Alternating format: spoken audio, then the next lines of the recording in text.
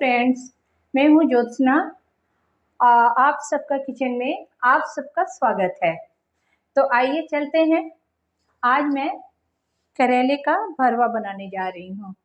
तो ये थोड़े लंबे थे, जो ज़्यादा लंबे थे करेले उसको हमने बीच से काट लिया है और इसको अच्छी तरह से छिल करके और धो करके और हमने नमक लगा करके रख दिया था ताकि इसका कड़वापन निकल जाए। और इसको हमने आधे घंटे तक रखा था नमक लगा करके। और ये बीज से इसका चीरा लगा देना है। बीज से चीरा लगाने के बाद अगर इसके बीज जो सॉफ्ट है उसको आप यूज़ कर सकते हो, लेकिन जो रेड हो गए हैं उसको आप निकाल दो क्योंकि वो काफ़ी हार्ड हो चुका रहता है। और इसका हमने जो हटाया है छिलका उसका भी मैं यूज़ कर रही हूँ। इसको मैं दरदरा ग्राइंड कर लूँगी। और इसके लिए बेसिक मैंने ये लिया है, लहसुन है, अदरक है, धनिया का पत्ता है, प्याज हमने 2 मीडियम साइज़ का लिया है और 2 हमने टमाटर भी लिया है। इसके साथ मैं और भी मसाले डालूँगी जो भूनते समय मैं दिखाऊँगी। अब इस पैन को मैं चढ़ा दी हूँ। इसी पैन में मैं उस करेले को फ्राई कर लेती हूँ। बहुत ज़्यादा तेल नहीं देना है, सैलो फ्राई कर रही हूँ। तो अब ये तेल थोड़ा सा गर्म हो जाए तब मैं इसमें सारे करेले को छोड़ दूँगी।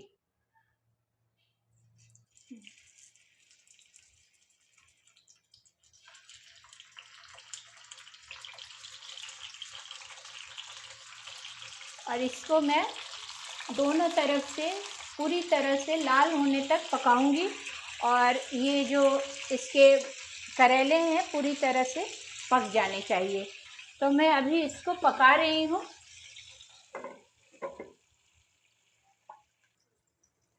अब देखिए ये करेला मेरा फ्राई हो चुका है अच्छी तरह से और पक भी चुका है। इसको मैं इस तरह से देख ली, ये पक गया है। तो अब मैं इन सबको बाहर निकाल ले रही हूँ और फिर मैं मसाले बनाऊँगी। इसके लिए जो स्टफिंग होगा उसको मैं बनाऊँगी।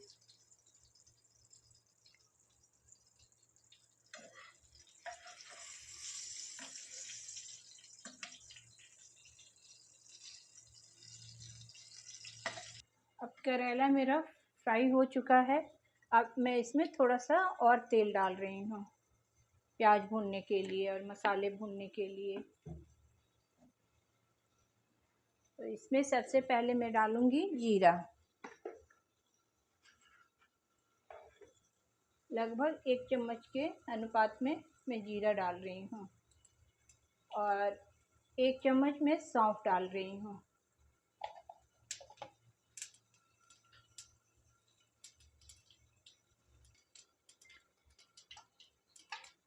अब मैं इसमें प्याज डाल रही हूँ। ये 2 कटे हुए प्याज हैं, इसको मैं डाल रही हूँ और इसको प्याज को पकने तक मैं अच्छे से भूनूंगी जब तक प्याज ट्रांसपेरेंट ना हो जाए। और फिर धीरे धीरे एक एक करके मैं इसमें बाकी मसालों को डालूंगी। मैं इसमें ये लहसुन कूच करके डाल रही हूँ, क्रश किया हुआ है। और ये क्रश करके लहसुन मैं इसलिए डाल रही हूँ कि बहुतों को लहसुन का फ्लेवर पसंद आता है, बहुतों को नहीं भी पसंद आता है। तो क्रश करने पे जब ये मुंह में जाएगा, दांत के नीचे आएगा, तभी इसका फ्लेवर आएगा। तो एक फ़ायदा ये होता है कुचा हुआ डालने में। और ये 2 चम्मच मैं ग्रेट करके अदरक को डाली हूँ। अब ये दोनों भून रहे हैं। और लहसुन को पीस करके अगर आप डालोगे तो पूरे सब्जी में उसकी खुशबू फैल जाती है। तो पीस कर डालने में और कूट कर डालने में ये 2 अलग अलग फ़ायदे हैं। अब ये करेले का छिलका है जिसको हमने ग्राइंड कर लिया था ग्राइंडर में डाल करके, तो इसको भी मैं यूज़ कर लेती हूँ भरवा करेले में। तो थोड़ा सा इसको मैं भून लेती हूँ, तब और मसाले भी डालूँगी।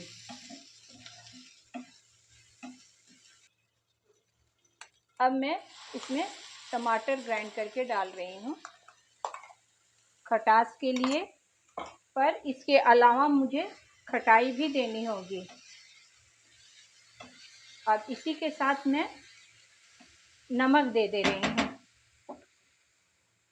मसाले में नमक तो दी नहीं थी, तो इसलिए मैं थोड़ा मसाले में नमक दे रही हूँ, लेकिन उतना ही देना है, मसाले के लायक ही देना है, क्योंकि करेला में मैं पहले से डाल चुकी हूँ नमक। इसमें मैं कुछ मसाले डाल रही हूँ, जैसे ये धनिया पाउडर है 2 चम्मच, 1 चम्मच में इसमें लाल मिर्च पाउडर डाल रही हूँ तीखा वाला है, और ये 1/2 चम्मच मैं हल्दी पाउडर डाल रही हूँ। 1/2 चम्मच से कम मैं इसमें काली मिर्च का पाउडर डाल रही हूँ, और 1/2 चम्मच से थोड़ा सा कम है जीरा पाउडर डाल रही हूँ। अब इसके साथ मैं थोड़ा सा, बिल्कुल थोड़ा सा गरम मसाला डालूँगी। तो सारे मसाले हो गए हैं, तो अब थोड़े से ही मैं गरम मसाले डाल रही हूँ। अब इसको एक बार चलाकर मैं धनिया पत्ता भी डाल दूँगी, और सबसे लास्ट में खटास के लिए मैं इसमें आमचूर पाउडर भी डाल रही हूँ, ताकि करेला कहीं से भी किसी को भी कड़वापन नहीं लगे। तो इसमें मैं धनिया पत्ता डाल रही हूँ, 1 मुट्ठी के करीब में था, तो इसको मैं डाल दी। अब इसको अच्छे से भून लेना है जब तक ये ड्राई ना हो जाए, और ड्राई होने से पहले मैं इसमें आमचूर दे रही हूँ। ये आमचूर को मैंने थोड़ा सा पानी में घोल लिया था, ताकि इसकी बाइंडिंग अच्छी आएगी, मसाले की एक दूसरे में सब चिपक जाएंगे। तो इसलिए मैं इसमें थोड़ा सा 1-1.5 चम्मच पानी दी थी, छोटे चम्मच से। अब इसकी बाइंडिंग अच्छी हो जाएगी। ये मसाले भून करके रेडी हो गए हैं करेले में भरने के लिए। तो अब मैं गैस करती हूँ बंद, और फिर इसको ठंडा होने देती हूँ, फिर करेले में स्टफिंग करके मैं दिखाऊंगी। अब मैं करेले को में मसाले को भर करके दिखा रही हूँ। तो अब मैं इसमें अच्छे से स्टफ़ कर दूँगी इन मसालों को। अच्छे से स्टफिंग हो रही है। अब इसको मैं ऐसे करके इस तरह से, और मैं इसको प्लेट में रखती जाऊंगी ऐसे। फिर मैं इसमें भी स्टफ़ कर दे रही हूँ।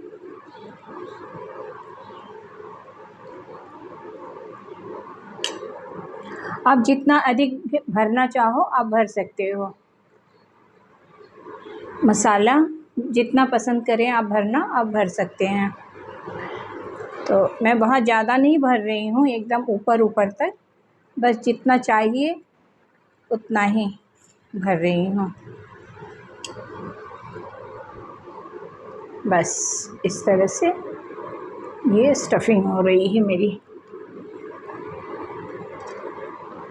और जो करेले लंबे रह गए हैं उसके आप छोटे छोटे पीसेस में भी काट सकते हो, क्योंकि एक इतना बड़ा कोई खा नहीं पाएगा, तो उसको मैं 2 भाग में काट दूंगी। इस तरह से ये स्टफिंग हो गई। ये मेरा पूरा एक बड़ा सा है, तो इसको मैं बीच से काट भी दूंगी। अगर आप इतना लंबा खाना चाहते हो तो कोई बात नहीं है, ऐसे ही रख लेना।